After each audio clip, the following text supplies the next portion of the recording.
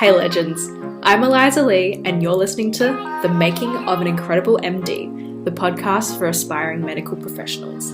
Each week, we'll bring in a current MD student and a practicing physician to talk about an important topic in the medical field. From the effects of climate change to the influence of social media on our health, we'll uncover a maze of different perspectives and end each episode with an ethical dilemma for us all to consider. Stay tuned as we literally hear the making of these incredible MDs unfold right before our ears. Hey everyone, welcome back to the podcast. On today's episode, the co-founder and managing director of Allied Health, Eliza, sits down to have a chat with Mary Malek. Mary is a medical student at Monash University who is passionate about seeing a close in the gender gap inside medicine and beyond. They speak all things female role models, diversity and discrimination.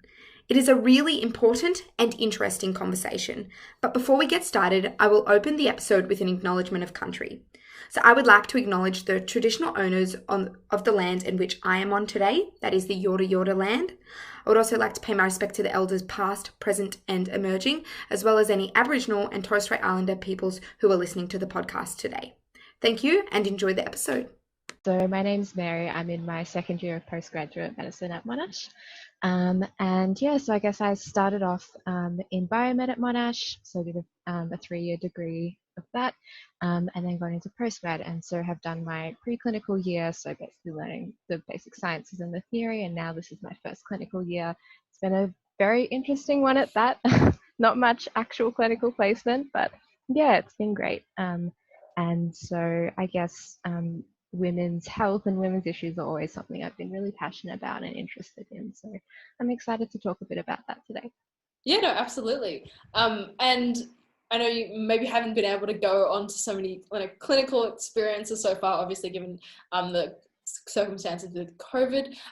But if you can just tell me a little bit about the experiences of identifying as a woman in healthcare so far as a med student, how easy and difficult it has been for you to maybe earn respect in your cohort, and what the future opportunities for you right now look like in sort of where you want to get to. Yeah. So I guess, it's a big question. Maybe I'll start off with me personally. I guess I've had a few female doctors in my family, so for me it was never something that was like weird or something that women don't do. So yeah, it seemed like it was always a pretty normal thing for me that to go into medicine, and it wasn't kind of associated with any stigma or anything like that. And I guess going into medicine itself, I'd have to say probably as a medical student, most of the biases and the sexism that I've seen is mainly reflective of that's present in wider society. So it's kind of those deeply ingrained biases in people that they don't even sometimes realize that they're there, but they do sometimes manifest in very subtle ways. And I think that's reflective of the experiences I've heard from female physicians as well, where it's sometimes just a subtle comment here or there, or the way that you're treated that can be a bit different and doesn't feel quite right. Yeah, no, absolutely. And there are definitely biases that are ingrained in everyday things, just like the demeanor you talk to people or the comments that you say. But how about some of the more structural biases that are inherent today that you feel like are biases towards a certain gender, or is that sort of now becoming untangled? Yeah. Yeah, it's a big question. There's probably still definitely structural and systemic bias against women in the system, although there's no kind of, like 100 years ago women couldn't go to medical school. There's obviously not that anymore. But I guess in the way that medicine can be a little bit less forgiving on people who want to have families, have children, and often those people tend to be women, and I guess those kind of more ingrained social biases coming in and dismissing women as, well, you're just going to go off and have a family, or not giving them the flexibility, and women being forced to choose between having a family and having their career. So I think probably at that level, that's more where the biases come in at maybe a structural level, and then there are always those more implicit kind of subtle behavioral biases on more of an interpersonal level. Yeah, and that's something definitely, in terms of the planning for the future and choosing between essentially family and career, how does that play back into sort of where you are now as a med student? And does that ever play on the mind of, for instance, yourself or any of your peers? Yeah, it really does. Like, I guess you see the crazy hours that doctors are working on placement, or you hear about that, and you think, like, when's a good time to have children? How am I going to have children? How is it all going to happen? I have no idea. But I guess what I've heard from female physicians, or just any physician, is there is no good time. You just have to, decide. There's no best time. You just have to decide what the best time is for you personally. Um, and I guess, yeah, the decision of having a family and balancing that with your career, I think it's a very personal one, and it's up to each person. It doesn't matter whether you're male or female or what you identify as. It's probably something that you personally have to decide, well, how much time do I want to give to family? How much time do I want to give to my career? What are my priorities? Um, yeah, so it's a very tricky one, and I think medicine should be supportive of everyone, no matter what your gender is, to pursue a family or pursue things outside of medicine, and yeah, for you to be someone or have a life outside of medicine as well. But yeah, I can understand it can be quite difficult at times. Yeah.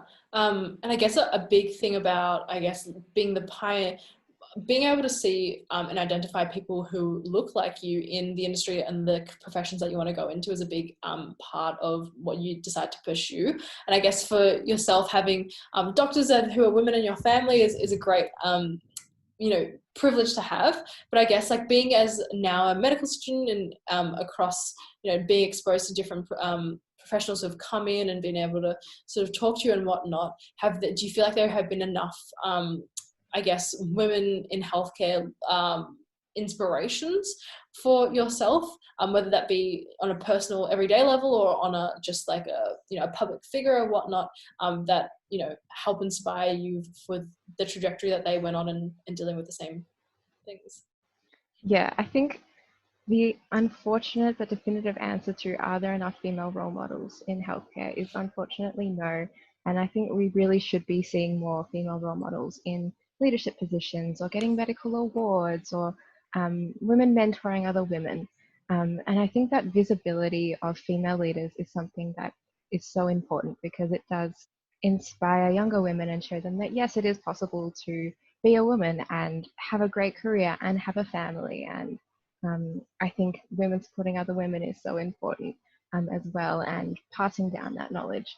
And yeah, those experience I've had recently where obviously, in the midst of the COVID pandemic right now, and Victoria's Deputy Chief Health Officer is a woman. And so I found myself saying like, oh wow, I would like love to be like her one day. I would love to have a role like her. And it's something I'd never considered before. But then when I saw a woman in the role, it's like, hey, maybe it is possible to kind of go down that path. And then one of my friends was like, oh, but what about the chief health officer? Like, couldn't you be that as well? And I was like, hang on a second. Yeah, just because he's a man doesn't mean I couldn't do that job either. So, yeah, I think it just really showed me that, even though these biases, I think, have become a bit more explicit for me, or I thought they were, they still kind of do linger in there. And so for that reason, I think it really is important that we show girls, yes, it is possible for you to hold a leadership position and follow your dreams, and these are things that you can do. And yeah, there might be stumbling blocks in your way or biases that you might come across just because you're a woman, but that doesn't mean it's not possible. And if we all support each other and we all engage in conversation about what some of those stumbling blocks are, both men and women, I think we can really see every individual achieving their full potential. Yeah, no, absolutely. And for I guess the upcoming generation who are listening in our generation, and you mentioned sort of what men and women can do. In your eyes, what can, I guess, women and what can men do to work on closing some of the inequalities that currently still exist, or some of the biases that still exist? Yeah, I think what it comes down to really is just number one, listening to women's experiences and not dismissing them. And I guess, women have to be aware of what's happening to them as well in the first place for that to actually happen. But yeah, so really listening to what women are going through, and then maybe acknowledging some of the own biases that you might hold, like, I've heard many times of women hearing from patients like, oh, or women physicians hearing, oh, I didn't think that you're the physician. I was expecting the physician to be a man, and those kind of more implicit judgments. So I think it's really about listening to women going, hey, this is something that I actually experience on a day-to-day basis, and it can be, pretty upsetting and kind of harmful, and it's not a good attitude that we should have. So listening to that, acknowledging that in yourself, and really standing up and being a role model for change, whether you're a woman or a man, it doesn't really matter, or whatever gender you identify as. Making those subconscious biases a bit more conscious, and then having the courage to, I think, do something about that. Yeah, and it's definitely a courageous thing sometimes to be able to speak up for yourself. Have you ever had a personal experience of standing up for yourself in those situations and calling that out, or someone doing that on your behalf, or seeing that happen? Let me have a think. I can definitely think of times where, I look back and I think I wish I'd said something at the time, or that wasn't the right way that I was treated. But and I think this is a pretty common example, and studies have kind of found the same thing, that if there's a group and there's an even split of women or men, or more men than women, if there's not a majority of women, then men will end up dominating the conversation, even if, without even realizing it, just because I guess those are kind of the ingrained almost gender roles that we've been socialized with. And so I remember definitely feeling that in a leadership position I've held in the past, where I had this great idea, but I just didn't feel like I could say it because kind of all the guys were just raising their opinions. So I wish at that point in time I'd been able to say something. I was a bit younger, but actually more recently I remember that kind of coming up in a situation with some family members, and I kind of raised it with another male family member, like, hey, I had something useful to contribute to, maybe you didn't realize that you kind of weren't letting me talk. And he kind of went, oh, I genuinely didn't realize, I'm so sorry. And then kind of made a more conscious effort to kind of let me be included in that conversation with this other male. So I think that was a really positive outcome, and it's not like there's malicious intent either all the time. Sometimes people genuinely just don't realize what they're doing. So yeah, I think that was kind of a very small step I took to stand up for myself, and thankfully, at least in medicine so far in my clinical experience, I haven't really been put in a position where I've had to stand up for myself. But I think as I've grown older and I've seen more of these really inspiring female leaders talk about issues that exist for women in medicine, that's really empowered me to feel like I can do so. Yeah, no, that's awesome that your friend sort of was able to be an ally in that situation and sort of include you in that. Definitely means the world. It could be the smallest gesture, but it means absolutely the world. So we end every sort of episode with a bit of an ethical dilemma, and just, I think everyone likes to just hear through the thinking that you have when you're faced with this sort of situation. So the situation today is, should women in healthcare be financially and professionally supported, for example, with job security, if they choose to have children and apply for maternity leave? What are the ethical considerations associated with this? When I read that question, I was like, yes, of course. I think definitely it doesn't matter whether you're a woman or you're a man or whatever, and you're in medicine. I think you should be supported to have a family, and you should be able to access paternity or maternity leave and still have job security. And I think there are certain structures in place to support that when you've left medical school and you're training as well, which is really positive. But I think, yeah, definitely the profession should be understanding that people do want to have families, and it doesn't matter what your gender is. If that's something that you decide that you want to prioritize in your life, you should be able to, and that should be supported. And I guess if I can just add as well, something else that I think is particularly significant about medicine is that it can be kind of a very almost hierarchical profession, in that you go through the stepwise progression from medical student to intern to resident to registrar to consultant.